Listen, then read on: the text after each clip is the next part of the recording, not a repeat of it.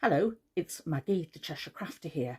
About a year ago, I went with my friend to the Lady Hayes Crafts and Antiques Centre, and in one of the barns that sells vintage items, I found this fabric, this bolt of fabric.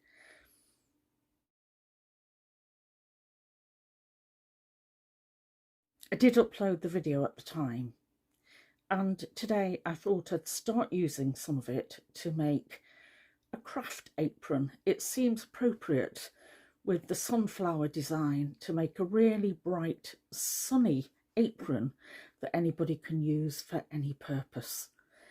So let me show you how I did it.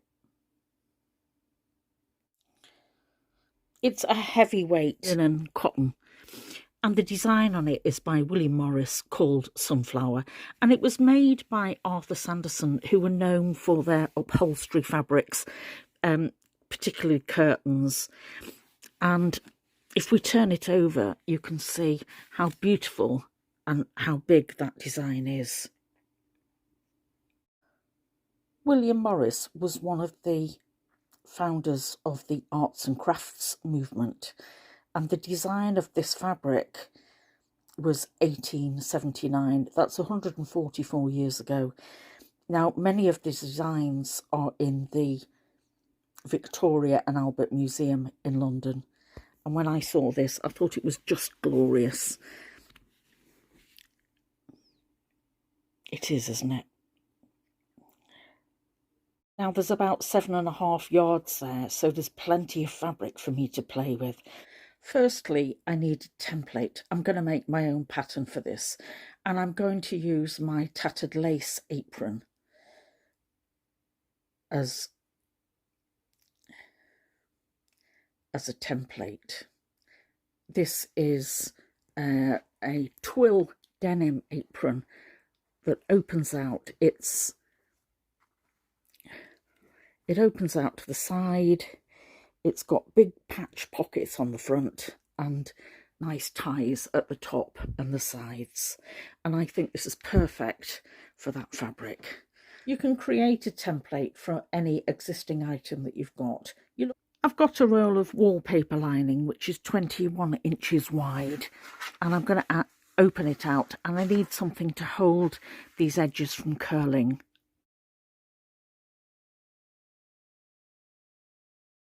Fold the apron in half lengthways and then place the fold on the edge of the paper, and I'm just going to mark around it with a pencil, which will give me the basic shape of the apron. And I'm going to cut out that, making sure I've got those seams straight. And on my pattern, I've marked the measurements across the top, the length, the width, and the depth of the apron. I've also marked on where the pockets will sit and the measurements of those.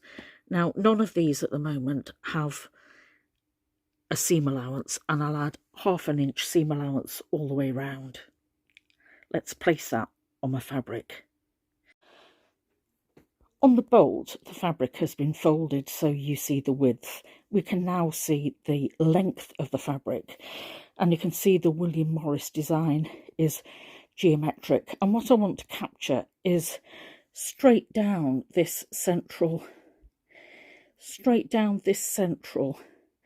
line here, and I want that sunflower to sit in the place that'll sit right around the middle of the chest. So I'm going to place my apron there so that I get the placing right, and that's where I'm going to want my fold to be. Now, it does mean that I'm going to get a lot of wastage either side of this fabric, but that's my choice for this. So let me do that first of all. I'm going to fold the fabric and pin it so it's there, and that's where I'm going to place my fold. First, pin the selvage edges together. Then I check that the apron is placed exactly where I want that sunflower to fall on that central fold line. It's there. And I'm going to place that paper pattern over the top and then remove the apron.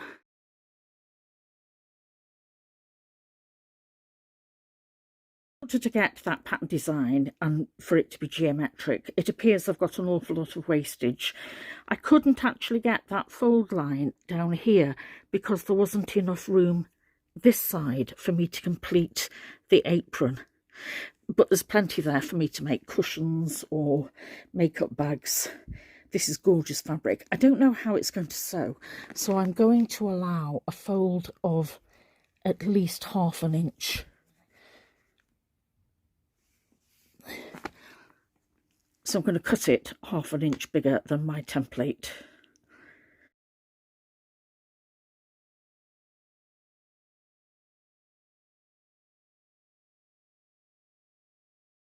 If I cut from this bottom piece, I'll have enough for the pockets. Don't forget to add on 4. I'm going to do 7.5 inches, and this will also match up with the geometric pattern.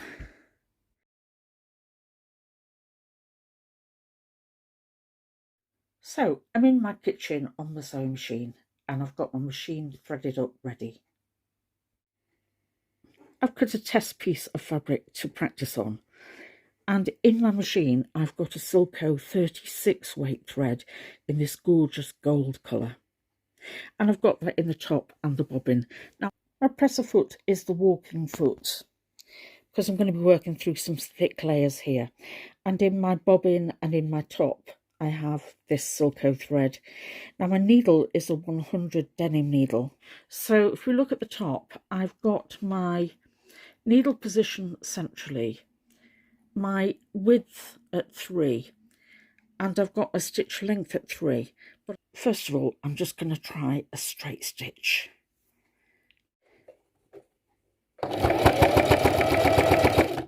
course, I'm sewing through the camera lens here too, which is not easy.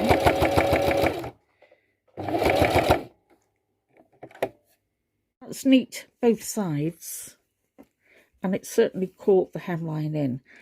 It will make the edges quite stiff, and I'm going to shorten my stitch length. This was a 3. I'm going to shorten it to 2.5. I'm going to fold and sew the top hem and the bottom hem this way. This is a straight edge, and there's no easing to be done. When I do the side seams, I'm going to have to work in some easing. So let me see how this sews at the top and at the bottom, and I'll show you how that looks. Then the straight side seam. When I get to the bottom here, I folded over the edges, and I've got a lot of thickness there. So the walking foot, can you see there in focus? The walking foot is really going to help me get over that bump. And it did that without breaking the needle. So well done, Singer Machine. Because the curve is actually sewn where the fabric is on the bias, it actually has got some stretch in it, and I've not needed to snip into it. If your fabric won't go round a curve, just cut occasional snips in the seam to ease it, especially around here. About 3 snips might do it. You'll see on my machine I've got ends to sew in because my walking foot won't allow me to do a back stitch. If you're using a normal presser foot, I recommend that you use a back stitch, and then you won't have that issue to deal with. But I'm pleased with how that's sewn. On pocket, I need to sew the top stitch line first. This stitch line isn't going to be sewed onto the apron, so I'm just going to stitch that first.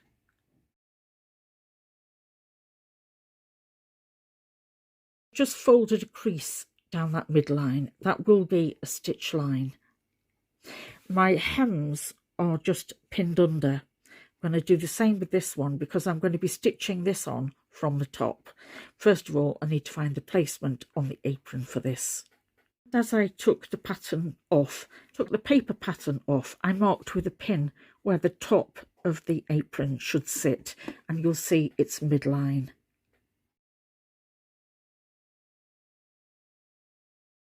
You can feel where that pin is, but actually I want to match up the fabric, so I've matched up the midline and this fabric just where it's going to sit and look seamless, haha, she hopes.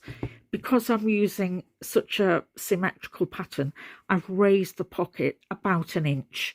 That doesn't matter, but it actually helps the design more.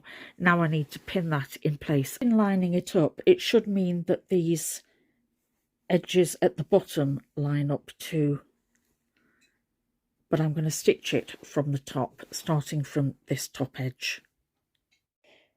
In order to get through the thicknesses of the fabric here and ensure accuracy of the stitching, I've actually manually moved the needle so that I don't break the needle and so that my stitches remain straight.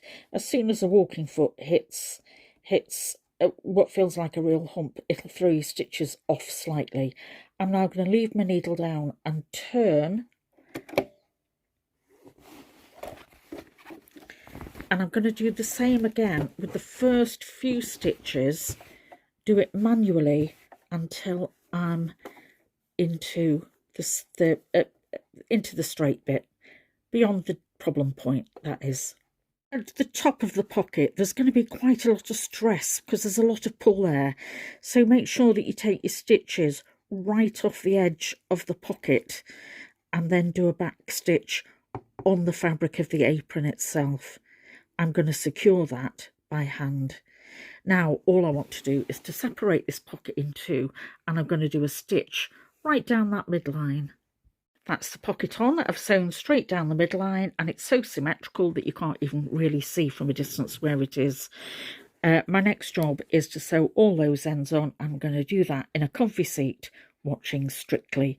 But you can see how well it's actually married up, well, mostly married up, to more or less hide this pocket. I'm pleased with that. So all my ends have been taken through to the back and knotted, and my secret weapon for securing those knots is additional using this Prim fray check. They use it on applique, and it's just like a little knob of glue just on the end, just belt and braces to stop those knots coming apart. For the ties, I bought this 1-inch. It's called Herringbone twill webbing, and I've cut 2 pieces at 22 inches for the belts and one 26-inch piece for around the neck. As you can see, it does actually fray, so it's important to do an edge on those and tie those edges in. Because of the fraying of the tape and the number of thicknesses, I've actually found it easier to hand stitch the straps on with an overlocking stitch, a slip stitch. If I'd made thinner cotton straps, I'd have sewed them on the machine, but this way I can control all those frayed edges and make sure that they're sewn inside the stitching. This way it's both neat and secure on both edges. Now, before I do the opposite side of the neck strap, I'm just going to test it for the length to make sure it's neither too long nor too short. So there we have it, one geometric apron. Now, this is probably going to be used in the kitchen because it's going to my friend who has an August birthday, so she's a Leo. So I always think that sunflowers remind me of her.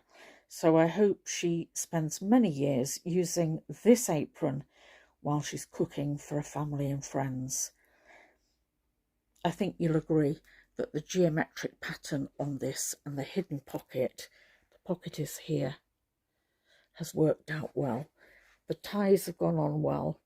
It fits nicely, and I'm pleased with that result.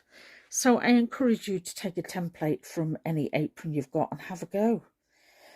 This is Maggie, the Cheshire Crafter. I've got lots more crafting to do before Christmas, so come back and see me soon, won't you? Bye.